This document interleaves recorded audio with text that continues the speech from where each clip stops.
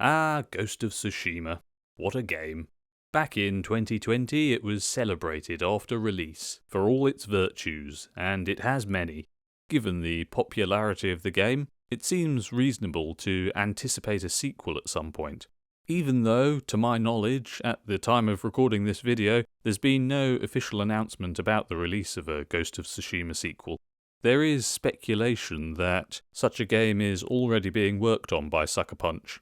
Regardless of whether or not this sequel really is in the works, the issue I am about to discuss is still present, and Sucker Punch will have no doubt had discussions about it, if they really are working on this sequel. Ghost of Tsushima told a story which works perfectly nicely as a standalone piece, but it also left plenty of room ahead for a sequel. With Jin now on a new path as the Ghost, stripped of his regal title and resources, and left a vigilante nomad with the mission of hunting down the remaining Mongol soldiers on the island of Tsushima, now that the Mongol invasion has been quashed. These circumstances clearly invite a sequel. However, there's one hurdle in the way of such a sequel being produced, and that is one particular detail of the way in which the first game ends. At the end of Ghost of Tsushima, the player is presented with a choice determining which of two endings they will experience for the completion of the game. When defeating the final boss, Lord Shimura, the player can choose to either kill him or let him live. It's a good feature, making the ending more impactful, as it instills the player with an increased sense of agency, further immersing them into the world and circumstances of the game. But this choice has drastically different implications for the future story either way, and makes for a very significant setup for what would be to come in a sequel. So if a sequel were to be made, how would this problem be overcome? How would the next part of the story account for the specific choice individual players made at the end of the first game?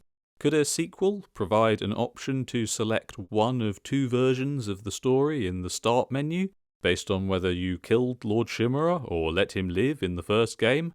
Do the developers just gloss over it, and have Lord Shimura absent from the second game, never mentioning specific enough details about him to let players know whether or not he's alive?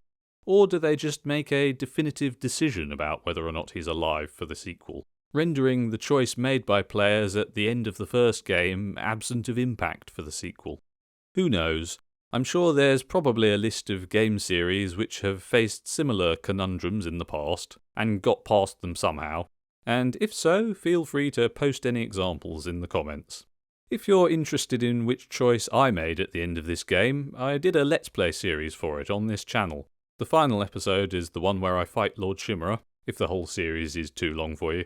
It's a bit of an odd episode actually, because since the mood at that point in the game was so somber and emotional, I'm rather too sucked in to provide much commentary. So I don't say much in that episode, but check it out for the gameplay and minimal commentary if you're so inclined. Anyway, that'll do for this video. If you played Ghost of Tsushima, what choice did you make at the end of the game?